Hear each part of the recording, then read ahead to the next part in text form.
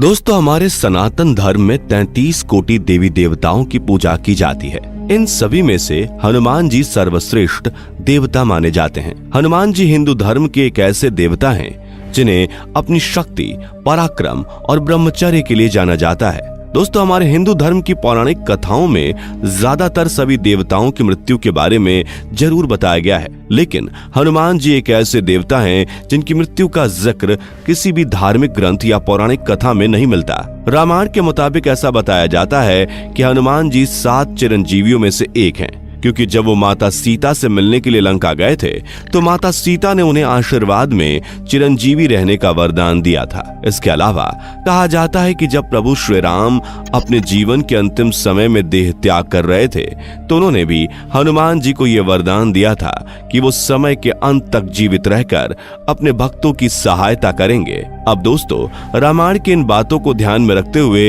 ये कहना बिल्कुल भी गलत नहीं होगा कि हनुमान जी आज भी इस धरती पर मौजूद हैं। इसलिए आज हम आपको हनुमान जी की मौजूदगी के कुछ ऐसे रहस्यों के बारे में बताने वाले हैं जिनसे शायद बहुत से लोग वाकिफ ना हो। अगर आप भी जानना चाहते हैं इन रहस्यों के बारे में विस्तार से, तो बने रहें हमारे साथ वीडियो के एंड तक। नंबर 1, हनुमान जी का जन्म।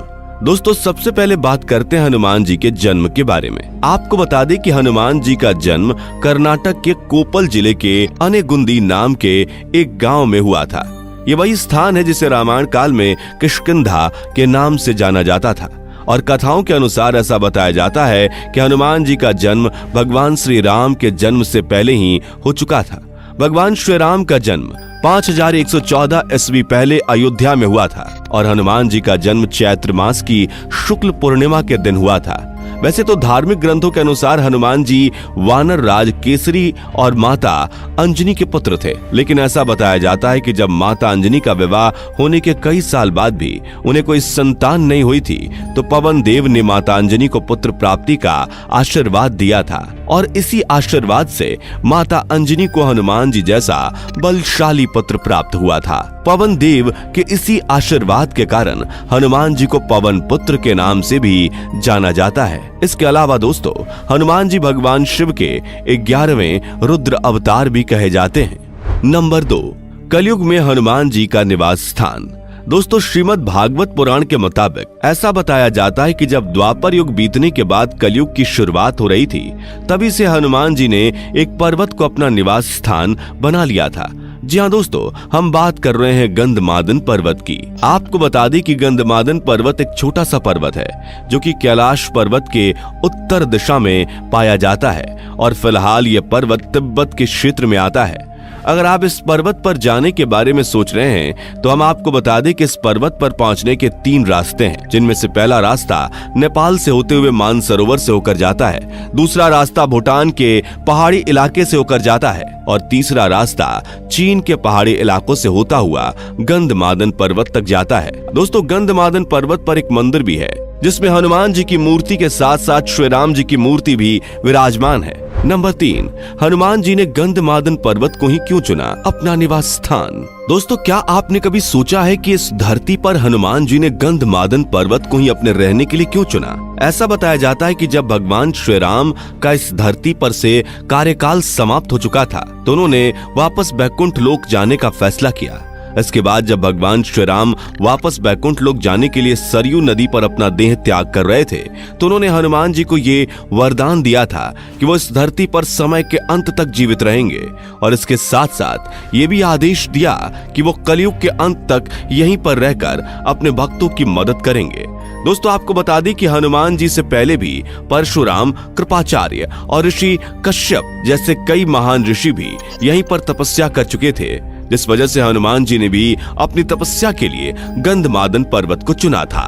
नंबर 4, महाभारत के दौरान स्वयं प्रकट हुए थे हनुमान जी।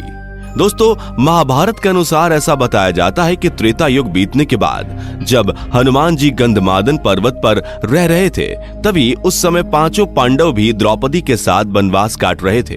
वनवास के दौरान जब भीम अपनी पत्नी द्रौपदी के लिए कमल के फूल लेने तालाब के पास जा रहे थे तो हनुमान जी उस रास्ते पर पहले से ही लेटे हुए थे, और हनुमान जी की पूंछ पूरे रास्ते को घेरे हुई थी। भीम हनुमान जी की पूंछ को लांग कर नहीं जाना चाहते थे, इसलिए उन्होंने हनुमान जी से कहा कि आप अपनी पूंछ रास्ते से हटा लें। लेकिन जब हनुमान जी ने भीम की बात को अनसुना कर दिया तो भीम ने उन्हें मृत्यु दंड देने को कहा। भीम की ये बात सुनकर हनुमान जी उनसे ये कहते हैं कि आप दिखने में इतने शक्तिशाली दिखते हैं, तो आप इस पूंछ को क्यों नहीं हटा देते।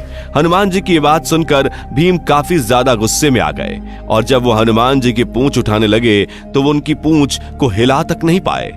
भीम का घमंड टूटने के बाद उन्हें ये तो समझ में आ चुका था कि उनके सामने कोई मामूली वानर नहीं है, और जब भीम ने हनुमान जी से अपने असली रूप में आने को कहा तो हनुमान जी ने भीम को दर्शन देकर उन्हें अपना आशीर्वाद दिया। नंबर 5, कैमरे में कैद की गई हनुमान जी की असली तस्वीर। दोस्तों, एक बार की बात है जब 3 दोस्त मानसरोवर की यात्रा पर गए हुए थे। इन तीनों में से एक लड़का हनुमान जी का बहुत बड़ा भक्त था और उसका यहाँ आने का मकसद भी केवल हनुमान जी के दर्शन पाना था। कई दिनों तक घूमने के बाद एक दिन अचानक उस लड़के को एक गुफा दिखी जिसमें से तेज रोशनी आ रही थी। जब वो लड़का कैमरा लेकर गुफा के अंदर गया तो उसने वहां पर एक लंगूर को देखा जो कि एक किताब पढ़ रहा था। जैसे उस लड़के ने लंगूर की फोटो खींची तो तुरंत ही उस लड़के की रहस्यमय तरीके से मौत हो गई। ऐसा बताया जाता है कि इस तस्वीर में वो लंगूर कोई और नहीं बल्कि हनुमान जी ही थे और वो अपने हाथों में रामायण लेकर पढ़ रहे थे। नंबर 6, हनुमान पद का रहस्य। दोस्तों, रामायण के अनुसार जब रावण माता सीता का अपहरण करके उन्हें लंका ले गया था तो हनुमान जी को माता सीता की खोज करने के लिए समुद्र पार करना पड़ा था। कहा जाता है कि जब हनुमान जी ने समुद्र को पार करने के लिए अपना विशाल रूप धारण किया था तब उन्होंने समुद्र पर छलांग लगाने के लिए अपना पहला कदम जहां रखा था उस जगह पर उनके बड़े बड़े पैरों के निशान बन गए थे। और दोस्तों, हनुमान जी के पैरों के ये निशान आज भी आंध्र प्रदेश के अनंतपुर जिले में मौजूद हैं, जिन्हें हनुमान पद के नाम से जाना जाता है। नंबर 7, श्रीलंका में हर 41 साल बाद दर्शन देते हैं हनुमान जी।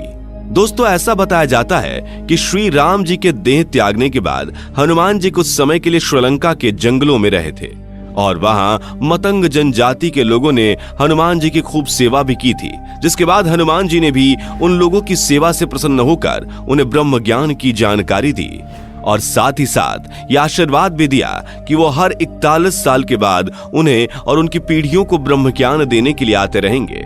रिपोर्ट के मुताबिक बताया गया है कि हनुमान जी ने मतंग जनजाति के लोगों को अपने आखिरी दर्शन 27 मई साल 2014 को दिए थे और अब वो अगली बार साल 2055 में आएंगे। नंबर 8, चाइना में मिले हनुमान जी के सबूत। दोस्तों, आपको जानकर हैरानी होगी कि चीन की संस्कृति में भी एक ऐसे देवता हैं जो कि हनुमान जी की तरह ही दिखते हैं और वो अपने हाथों में धातु की एक छड़ी यानी गदा लिए हुए हैं। आपको बता दें कि चीन के लोग इन्हें मंकी किंग के नाम से जानते हैं, जो कि हनुमान जी की तरह ही हवा में उड़ सकते थे और अपनी शक्तियों से राक्षसों का विनाश करते थे।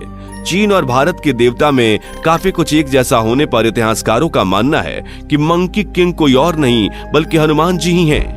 नंबर 9, श्रीलंका में मिली हनुमान जी की गदा। दोस्तों, अगर आपने रामायण देखी होगी तो आप जानते होंगे कि हनुमान जी हमेशा ही अपने साथ सोने की एक गदा लिए रहते थे और हाल ही में कुछ समय पहले श्रीलंका में भी खुदाई के दौरान सरकार को एक विशाल काय गदा देखने को मिली थी। आपको बता दें कि इस गदा का वजन 1000 किलो से भी ज्यादा था और ये पूरी की पूरी सोने से बनी हुई थी। पुरातत्व विभाग के लोगों का ऐसा मानना है कि विशाल काय गदा हनुमान जी की हो सकती है। नंबर 10, कैसे पा सकते हैं हनुमान जी के दर्शन।